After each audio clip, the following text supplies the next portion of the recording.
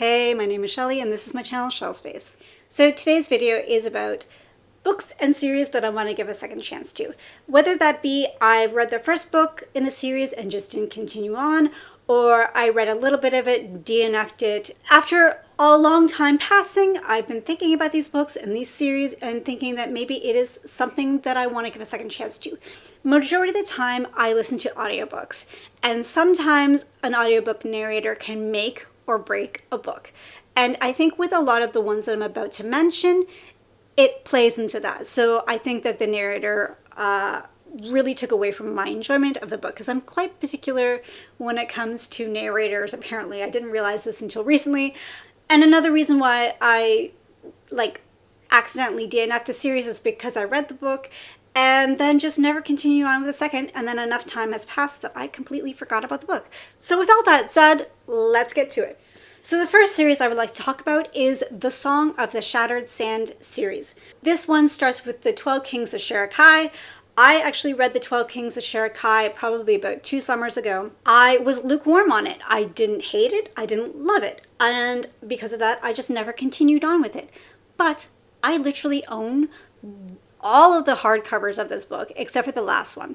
And I refuse to buy the last one until I continue on. Anyways, whatever. I own all the hardcovers for the books, and it's just, honestly, I see them and they're beautiful and they're on my shelf, and I'm very embarrassed that I haven't read them yet. So I think I need to reread the 12 Kings of Shirakai. What is 12 Kings of Shirakai about? Well, it's about a woman named Chida, and she lives in this desert setting city called Shirakai. And Shirakai is run by 12 kings who are basically jerks. They're bad guys. They do not treat their people well. And so she is out for revenge, and she wants to take down these 12 kings of Shirakai and basically start a rebellion. There is jinn magic involved. There are warrior women involved. There's a good childhood friendship. And there's cool magic when they eat flowers and they kind of gain extra abilities. All of that I remember, but I don't remember the actual nitty-gritties of the story, so I need to reread it. It is a completed series with, I think, a couple of novellas, so there's lots to read from. This series is a little higher up on my priority, so I will probably be reading it soon. The next series I want to give a second chance to is The Chronicles of the Bitch Queen. I read The Wolf of Aranyaro 2 or 3 years ago, and I don't remember very much. I basically remember the synopsis, and that's pretty much it. So basically we have this woman, and she's a queen, and she pretty much gets dethroned, and her husband disappears, and she is now suddenly finding herself on the street, having to dig herself back up to her kingdom and find out what the hell happened, and why is she in the position that she's in. Plus, she wants to get back to her young son. So this is more it isn't a revenge story, because she's pissed at the people who basically kicked her to the curb, but it's also her coming into power, her fighting to reclaim what is hers. It is a trilogy. It is completed, and there is an Illumicrate or Broken Binding edition. I'm not sure which one. And it is beautiful. So that kind of re-sparked my desire to get back into the series. So I will be rereading The Wolf of Aranyaro.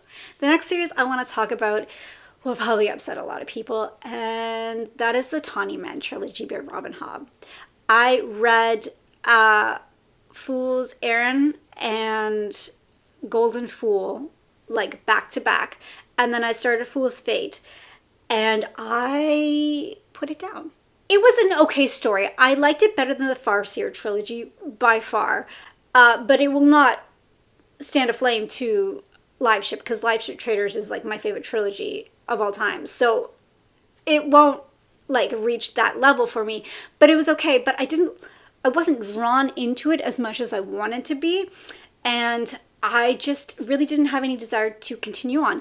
And I do want to continue and finish the entire Realm of the Elderling series, because I feel like it is one of those things that is worthwhile, and once you finish it, it's just, you understand everything clicks, and then it becomes a better series altogether. So I want to experience that love. So I do need to pick up Fool's Fate and complete Tawny Man and then continue on to the Rainwild Chronicles. Probably in 2024. It's not a priority for me. I've got so many books that I want to read right now. So that will probably be in 2024. The next series I would like to mention is the Sun Eater series. I think this is the case of the narrator. I listened to the Empire of Silence and then Howling Dark through audiobook, and I was okay on Empire of Silence. Like, I was like, okay, yeah, I can see where this is going. I can see the potential.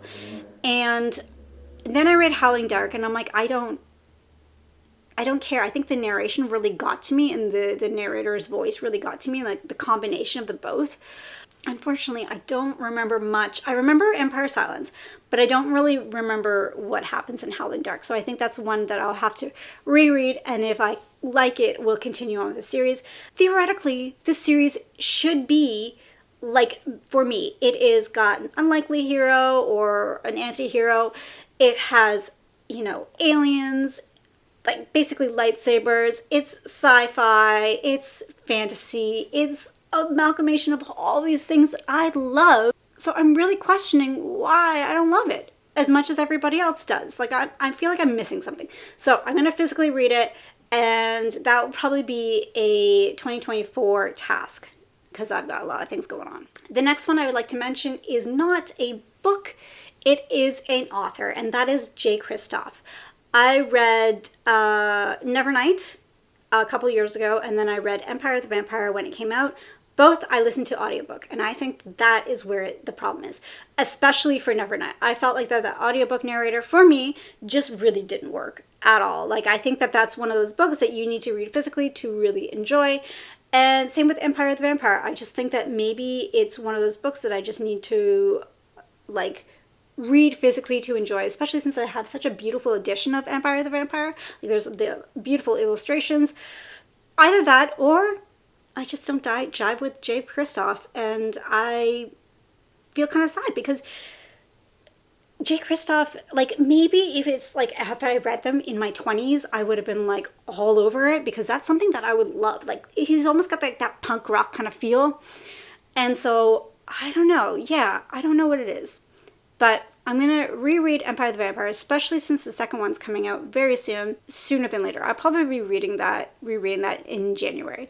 And then, yeah, Nevernight, I'll probably reread next year at some point. So the next book I would like to get a second chance to is purely because of fear of missing out. And that is Fourth Wing. I read the first book when it came out, and I got to about 20%, and I DNF'd it. And I think it's because I was listening to the audiobook, and maybe for whatever reason the audiobook narrator just didn't work for me. My problem that I had with it is supposed to be an adult book, and these characters are supposed to be in their 20s. But it is written like a YA. The way that they talk to each other, the way that they interact, the way the descriptions are made is very YA. I think that I will like this story. From what I've heard, I think that I will like this story. Plus, it's Dragon Riders, and I freaking love Dragon Riders. But yeah, it was just like the tone that it had, like the audiobook had, that I was like, I don't need this in my life. And the other thing I had a big problem with that maybe I could ignore if I'm reading it, and that is Violet's inner monologue. In the first chapter, it's like a life and death situation, and she's like commenting on how hot somebody is, and she's like, oh man, they're super hot, I can't take my eyes off. I'm sorry, if you're about to die, that's the last thing you're fucking thinking about, is how hot this guy is and how much you'd like to lick his abs. Like, it's just like, that's the big problem. That's what I had a problem with. But I think if I read it, I can probably just ignore it, like, or just skim over those parts and just kind of blank it in my memory. Whereas if I'm listening to it, once I hear it and it's there. But I really want to give it a second chance because, one, everybody loves it. And like, the people who love it, they love it. Like, it's die hard. And two, it's going to be an Amazon show. Like, it was announced even before the second book was released that it's going to be a show. I don't know if it's going to be a good show because Amazon has a really bad track record of adapting fantasies into decent shows, or, staying close with the original source because they tend to not like doing that. Whatever. This is not a rant. Anyways, so yes. So I'm curious to see what happens, and I want to give it a second chance because I think that maybe I might like it. This is such a lukewarm, like, maybe I might like it, maybe I know. I don't know.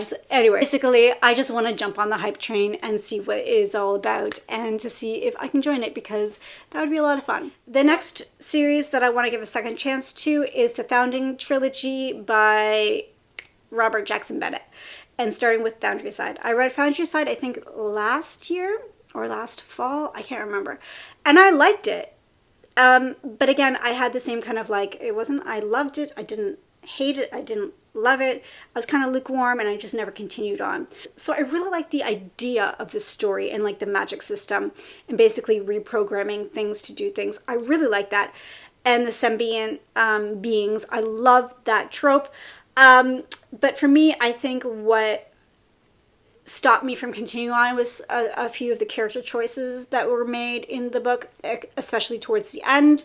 I felt like it just kind of didn't flow properly. So maybe if I continue on, I'll find out what happens, and it'll maybe change my mind. But enough time has passed and enough details have slipped through my mind that I think that I need to reread it because I think it's one of those series that you really need to know what the hell's going on in order to enjoy the whole series. So that's another series that I would like to give a second chance to.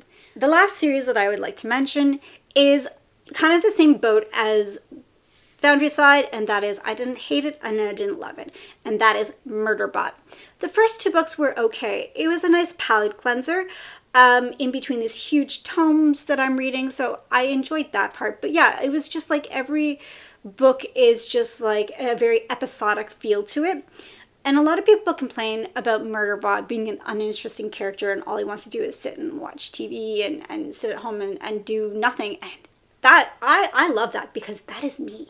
I do not want to do anything. I just want to sit and watch TV and read my books and not talk to anybody and block out the world. So I'm there with you, Murderbot. I get it. I remember the story had a lot of heart.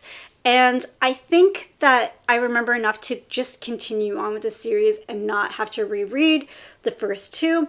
But if I do, they're very short, so it won't take very long at all. So that's my video. Comment down below. Let me know if there's any series that I've mentioned that you would also like to give a second chance to, or if there's any other series that you'd like to give a second chance to. Let me know. You can find me on Instagram and Goodreads. I'm more active there. Like and subscribe if you want to, and I hope you have a fantastic day. Bye.